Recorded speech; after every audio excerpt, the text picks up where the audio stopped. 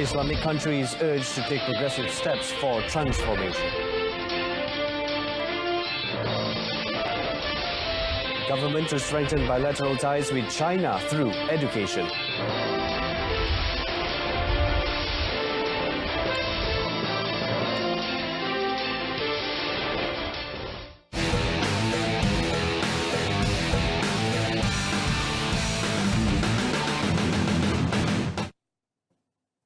Good afternoon. Thanks for joining us here on News on 2. I'm Brendan Lipol. Now, Islamic countries should take progressive steps for drastic transformation to take place. Now, these include enhancing the stability and tourism, strengthening the economic cooperation, and increasing youth participation in parliament, as well as enhancing foreign policy. Now, the notion was raised during the politics cluster session in the Youth KL Summit 2019. Education representative from Turkey, Adam Ben Said, said such efforts must be made through a certain process. We do need impact, and we need it soon because it affects the strategic future of our nations and our regions.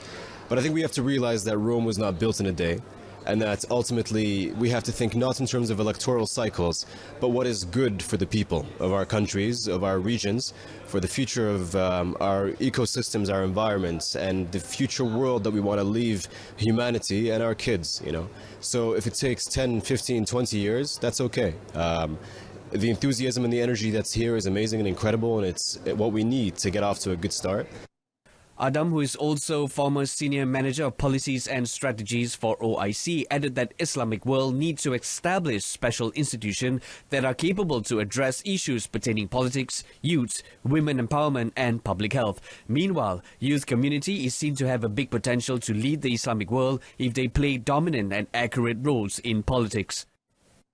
Berbeza pandangan konstruktif dalam pada yang sama begitu kondusif berkenaan dengan apakah halangan-halangan yang kita telah gariskan dan macam mana kita ingin mengatasi halangan tersebut supaya pada akhirnya kita ingin membina satu komuniti belia di mana negara-negara Islam mempunyai potensi besar, majoriti belia akan menguasai dunia Islam.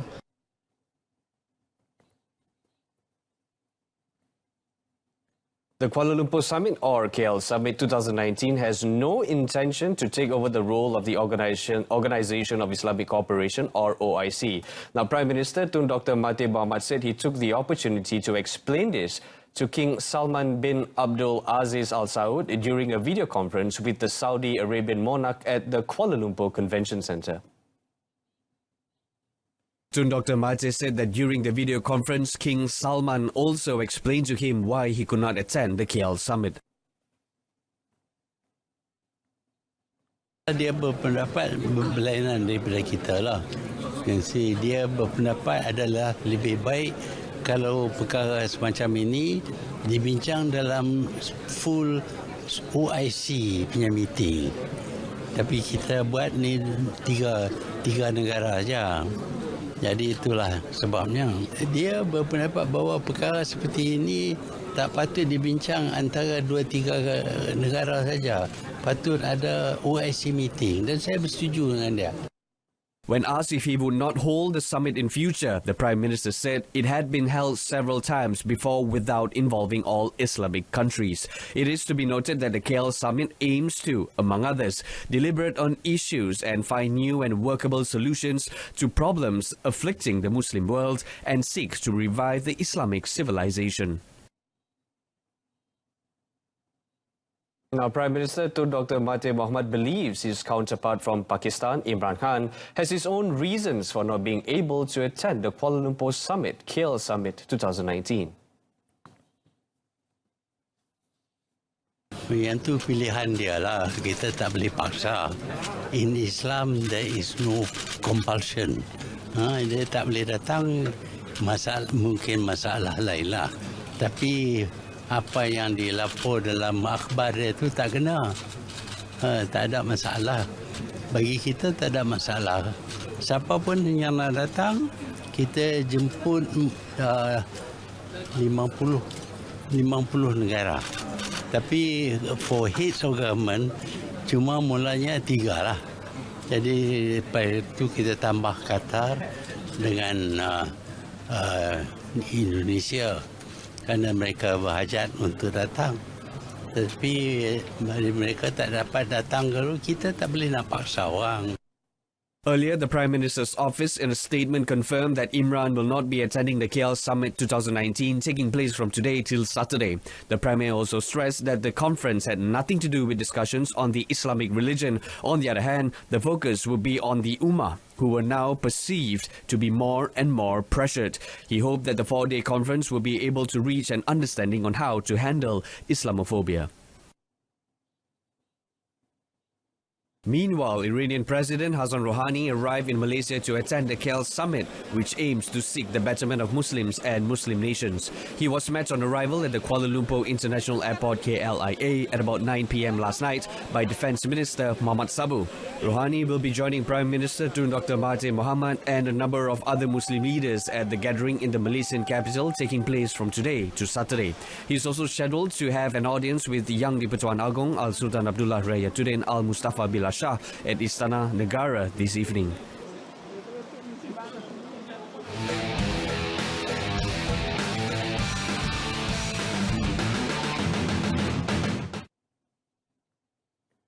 The Education Ministry is committed to empower the education sector among the youths to ensure Malaysia emerge as an education hub in Southeast Asia. Now, Deputy Education Minister Teo Ni Ching said the government plans to strengthen diplomatic ties with the Chinese government through education in the future.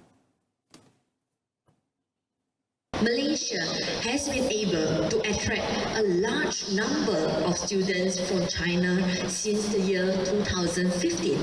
As of October this year, we have 16,503 students from China furthering their studies here in Malaysia. And at the same time, we have about 7,948 Malaysian students are now studying in China. She said this in a speech at the China Cultural Day 2019 dinner at Dewan Agong Tuanku Chancellor, University Technology Mara, UITM, Shah Alam last night. Elaborating further, she said the ministry hopes to have possible cooperation between the two countries in the education field and that this will be supported by the Chinese government. Also present at the event were Chinese Ambassador to Malaysia Bai Tian and UITM Vice Chancellor Professor Emeritus Dato Dr. Muhammad Azrai Kasim. An inquiry proceedings initiated by Datuk Sri S. Vilpari to determine his father Tun S. Samivelu's mental health has been postponed by the Kuala Lumpur High Court. Now, this follows an application by a woman, Miriam Rosaline Edward Paul, 59, who alleged to be his wife, to be included as a party in the suit. Counsel RSN Raya, who is representing Miriam Rosaline, said the application to be an intervener was filed last Friday and the sealed copies of the document given to Datuk Sri Velpari and Tun Samivelu's lawyer. It is noted that on the 2nd of December, Datuk Sri Velpari filed the suit, seeking a court order that an investigation be conducted to ascertain the mental fitness of his father and whether the former MIC President and Works Minister has the capacity to manage himself and his matters. In the suit, Datuk Sri Velpari sought an order that a date, time and place to be set for an investigation to be conducted under Section 52 of the Mental Health Act 2001 on his father to determine the period his father had been suffering from mental disorder. On the 12th of December, the Ipoh High Court fixed 17th of January 2020 to hear an interim application from Miriam Rosaline, who is seeking unconditional access to Tun Samivelu, apart from a monthly alimony payment of 25,000 ringgit. Now, a 16-year-old male teenager drowned after he slipped and fell into a canal outside a house in Kampung Parit Haji Salam, Simpang Renga, near Kluang, Johor, at 1:30 p.m. yesterday. He was believed to be the first fatality from the floods in Johor. Kluang Police Chief ACP Muhammad Abdul Ismail said the victim, Muhammad Dennis Irfan, was with his friends and relatives to look at the condition of a house which was flooded. He said Muhammad Dennis was crossing a pedestrian bridge in front of the house when he slipped and fell into a canal. He drowned despite attempts by his relatives and two friends to save him. The victim's body was taken to Kluang Hospital and the case has been classified as sudden death. Now still to come, Bandar Malaysia will serve as hub to draw global multinationals. Let more, stay tuned.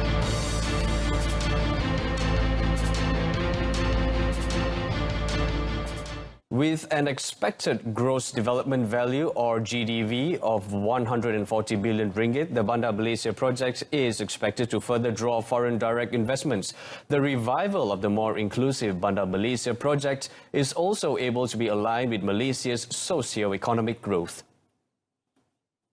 Prime Minister Tun Dr. Mahathir Mohamad said Bandar Malaysia will have a significant impact on Malaysia's economy as it will serve as a hub to further attract high-impact global multinational companies. It will also allow for the potential co-action in the fields of finance, technology and entrepreneurship. The project, among others, is expected to add value to the economy via substantive job creation, acceleration of retail and institutional demand for commercial and residential space. The revised plan for Bandar Malaysia has taken into consideration the government's policy of ensuring that such a massive development project will be people-centric, add substantial value to the country's economy and in tandem with the philosophy of the government's Shared Prosperity Vision 2030 and that it must boost the country's economic growth.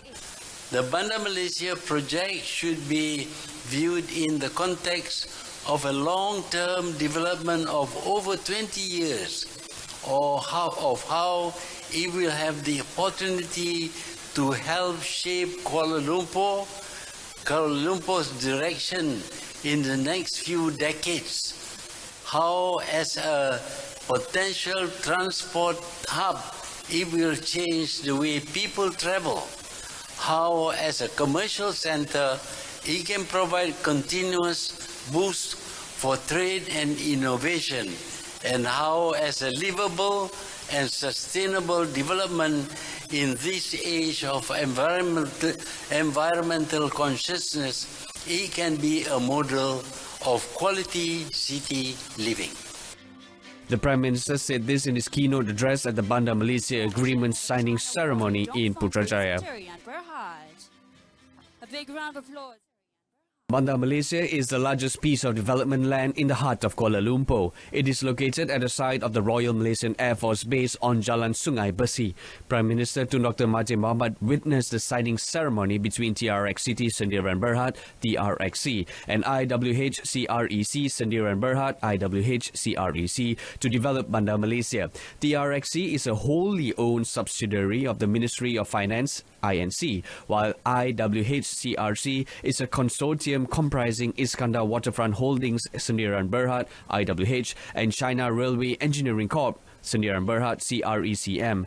IWH-CREC is acquiring a 60% equity stake in Bandar Malaysia Sendirian Berhad, BMSB, the project's master developer, from its parent company, TRXC. The payment by IWH-CREC for the 60% stake was anchored on Bandar Malaysia land value at 12.35 billion ringgit. The low-income B40 group and those registered under e-Kasih will be excluded from sewerage tariff rates increase from the first quarter of next year. National Sewerage Company Indah Water Consortium, IWK's Chief Executive Officer M. Narendran said a proposal for the tariff increase had been presented to the Ministry of Water, Land and Natural Resources.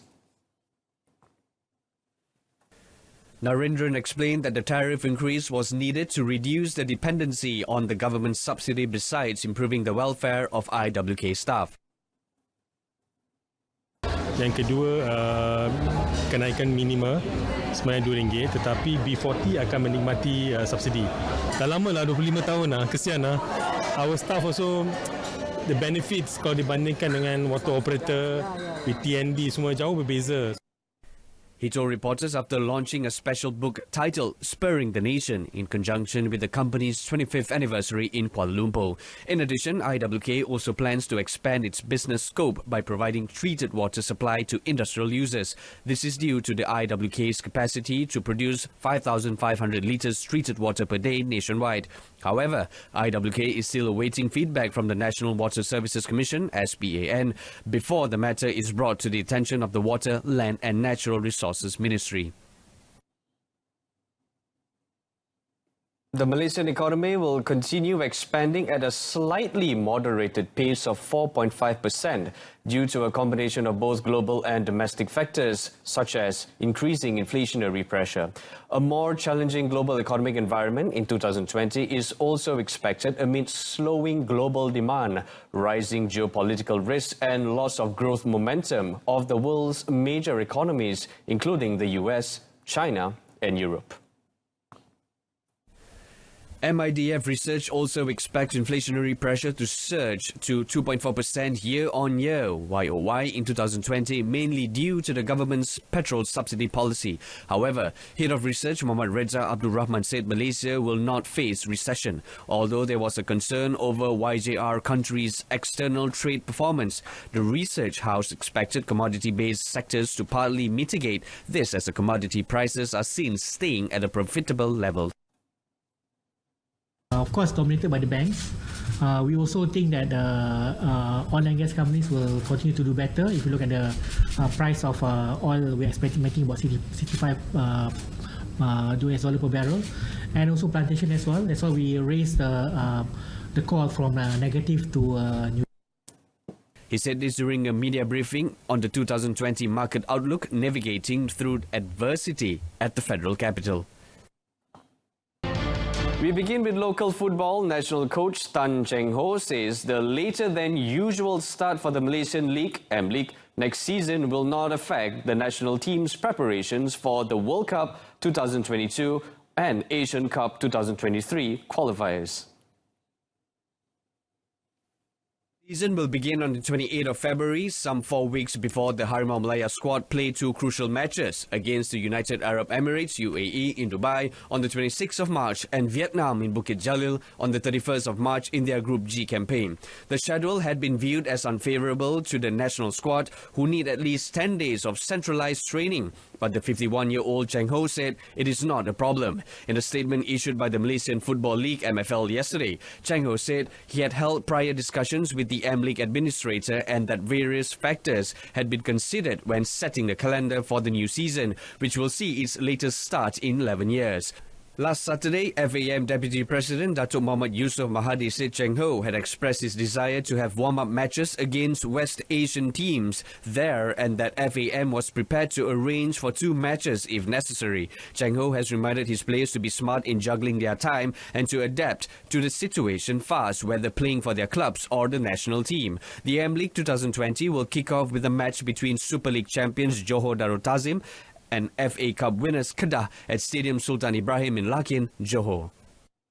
Now with that, we conclude this afternoon's News on 2. Now, a reminder of our top story. Islamic countries urged to take progressive steps for transformation.